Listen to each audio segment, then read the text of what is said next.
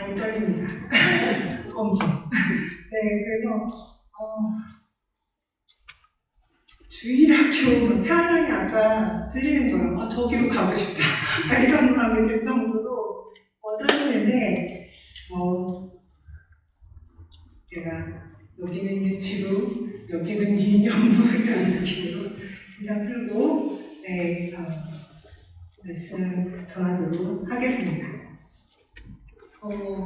오늘 말씀은 엠마오로 가던 두 제자 얘기입니다. 제목은 낙심에서 기쁨으로. 목사님께서 주신 말씀을 제가 전하게 되었는데요. 성경 봉독은 좀 길어서 제가 권 집사님께 28절에서 35절만 읽어달라고 부탁드렸습니다. 그래서 오늘 이야기의 시작은 13절부터 시작되고요. 35절까지 무려 23절이나 엠마오로 가는 두 제자 얘기가 엄청 길게 써있죠.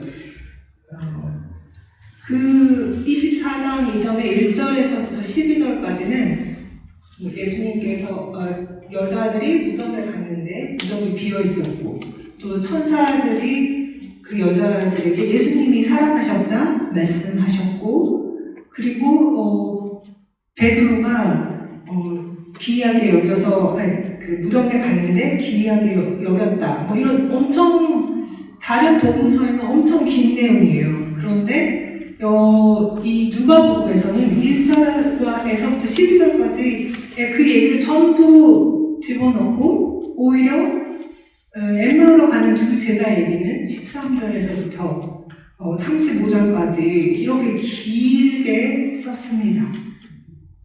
왜 그랬을까요? 각자 생각해 보시는 시간 되시길 바라고요. 13절 시작을 보시면 그날에 이렇게 되어 있습니다. 이 원어로는 카이이두 이렇게 시작하는데요. 그리고 보라 이렇게 무척 드라마틱하게 누가가 썼어요. 그리고 보라 그날에 이렇게 되어 있습니다. 제가 질문하겠습니다. 그날에는 어떤 날일까요?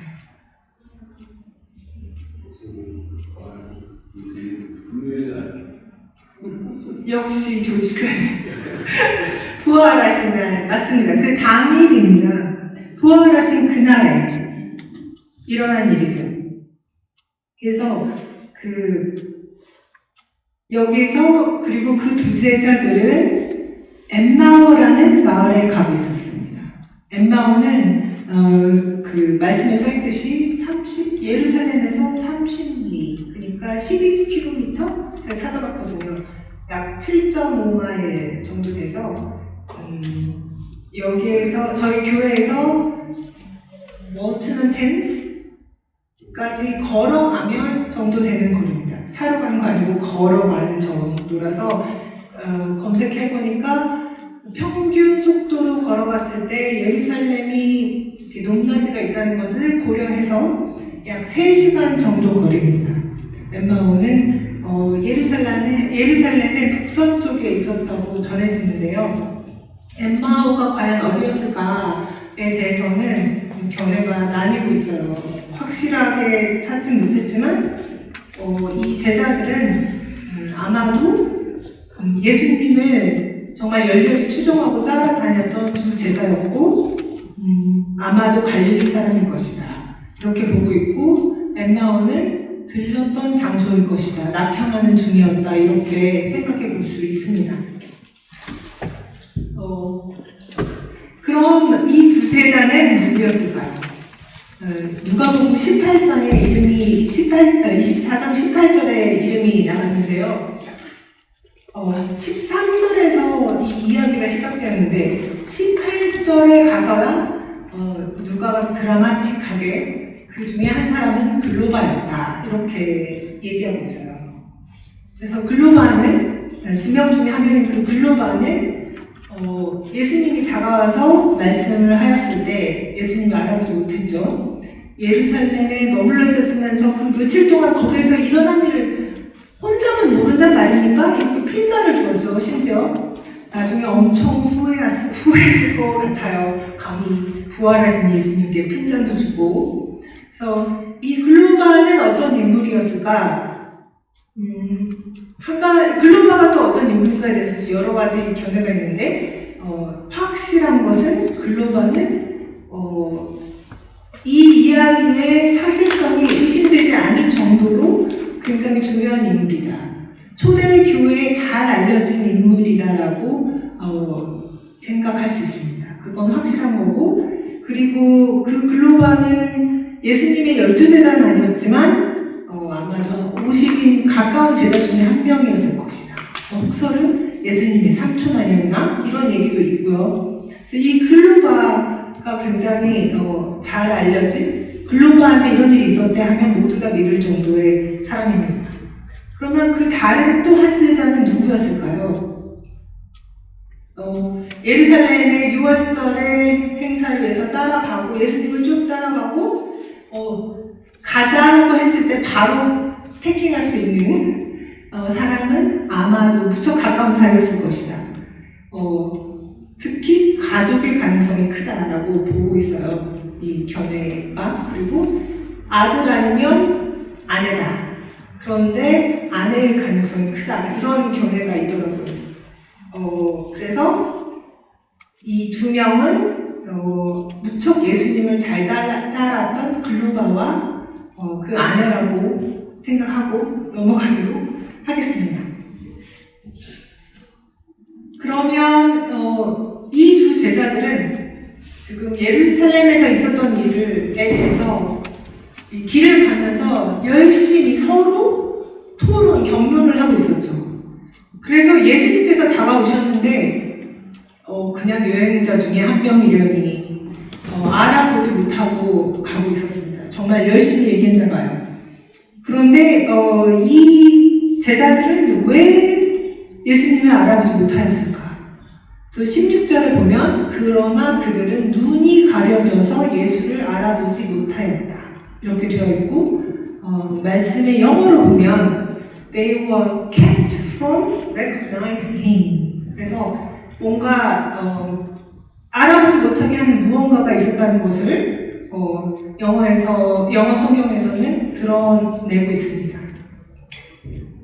그러면 왜 제자들은 예수님을 알아보지 못했을까? 첫 번째는 해의 눈이 부셔서. 엠마오가 예루살렘의 북서쪽이라서 해질녘이면 서쪽으로 걸어가고 있었겠죠. 그래서 그 해가 이렇게 비쳐서 예수님을 알아볼 수가 없었다. 이렇게 보기도 하고요. 아니면 부활하신 예수님은 이전의 예수님과 모습이 너무 달랐다.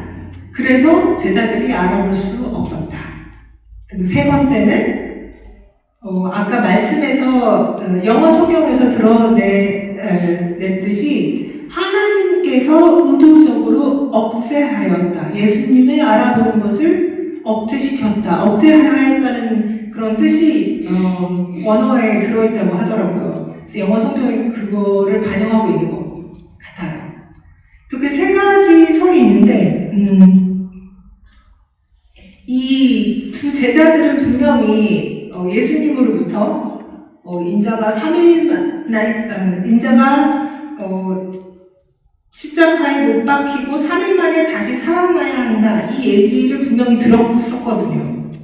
그런데 전혀 그 예언을 기억하지를 못했어요. 제 개인적인 생각으로는 그렇게 열렬히 기대했던, 이스라엘을 구원하실 거라고 생각했던 그분이 너무 처참하게 십자가에 돌아가셨잖아요. 그 절망이 심했다고 저는 생각이 되어졌고 영적으로 마비되었지 않았나 그런 생각이 들었습니다.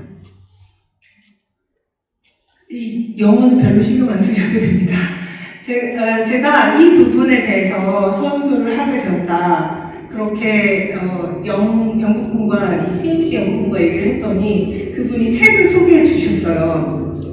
그런데 그 책이 되게 재밌었던 게 이 제자의 마음을 극화해서 표현이 되어 있더라고요. 그래서 제가 재밌다고 생각해서 이 부분을 한국말로 제식으로 번역을 해보았습니다. 제가 글로벌이라고 생각하시고 그들, 그러니까 무덤에 갔던 여자들이죠. 그들이 천사들이 그분이 살아나셨다고 하는 것을 보았다더라고. 그 얘기를 듣고 예루살렘에 더 있어야 하나, 머물러야 하나 그런 생각 들었었는데 지금 내내 의논하고 하면 할수록 우리를 괴롭게 하는 이 예루살렘에서 이곳에서 도망가야겠다는 생각이 강하게 들었어.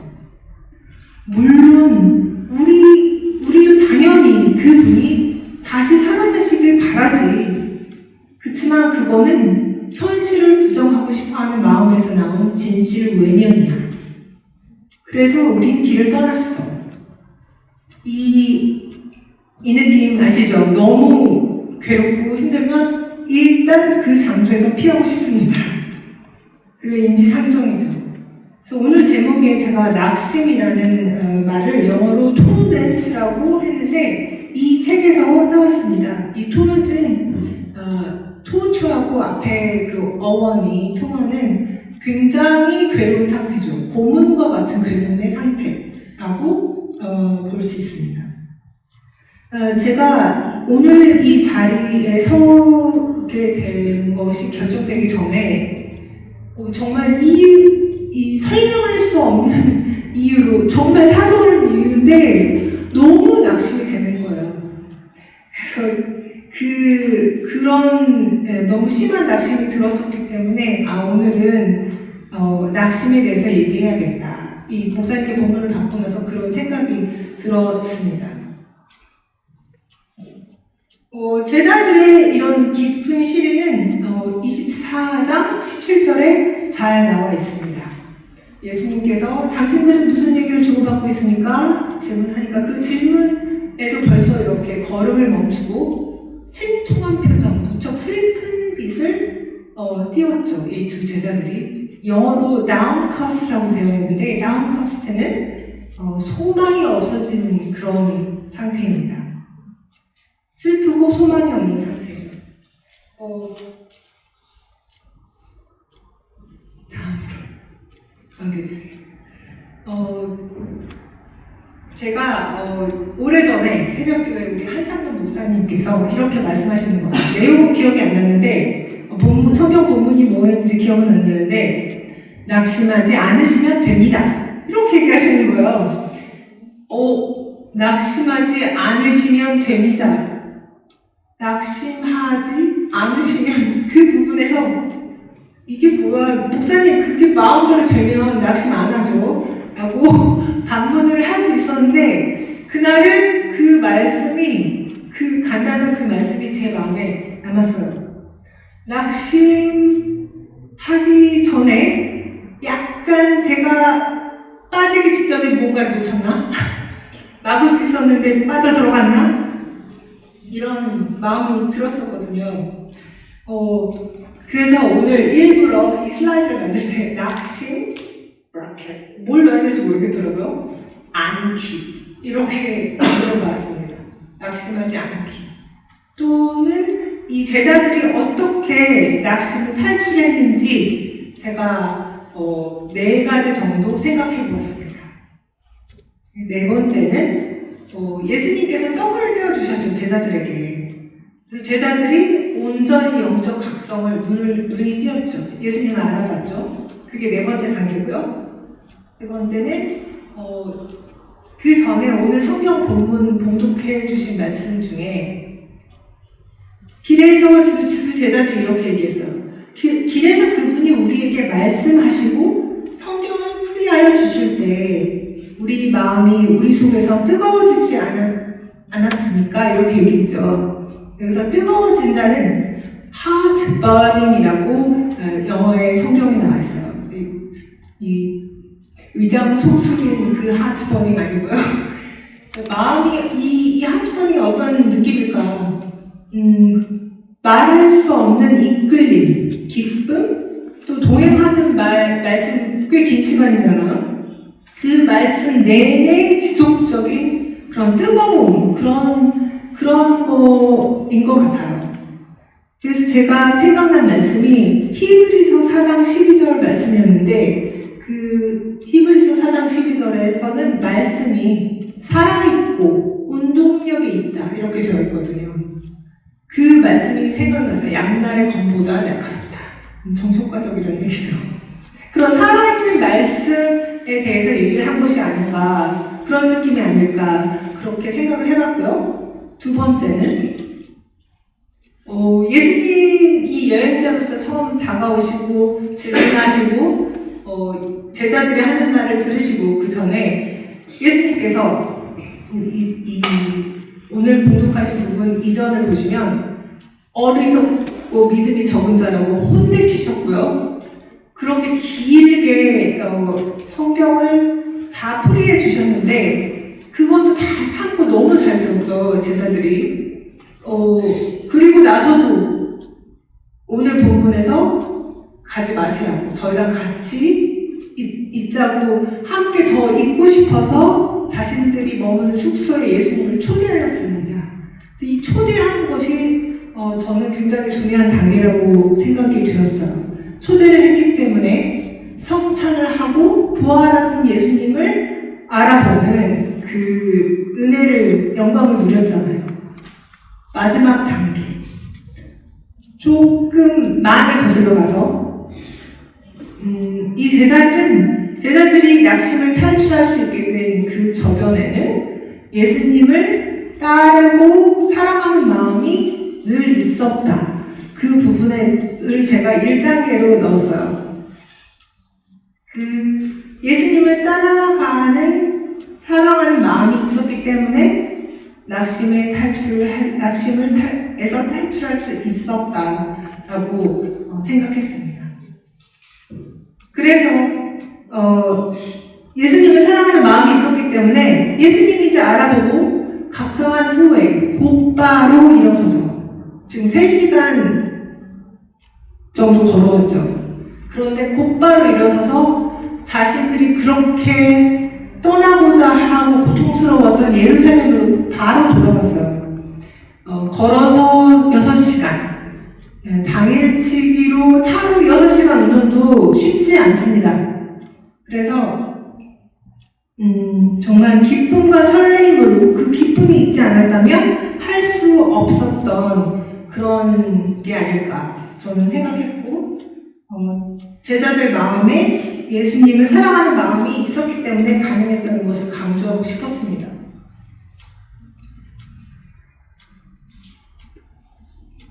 우리에게는 영과 육의 두 마음이 있기 때문에 누구나 두 마음이 있습니다. 그래서 때로는 저도 마찬가지고요. 이 기쁨이 줄고 아까 제가 낙심했던 것처럼 어둠에 이렇게 물들 때가 있거든요. 그리고 제가 또 낙심됐을 때 자책도 합니다. 아니 왜 이런 걸로 이렇게 낙심을 하나? 이렇게 자책을 하죠. 근데 사실 이 죄책감 또한 솔직히 말씀드리면 죄책, 그 에너지 소모처럼 저를 낙심에서 탈출시키는데 보탬이 되지 않습니다. 그래서 제가 생각할 때 하나님을 사랑하는 마음에 집중을 해야 되겠다, 이런 생각이 들었는데요.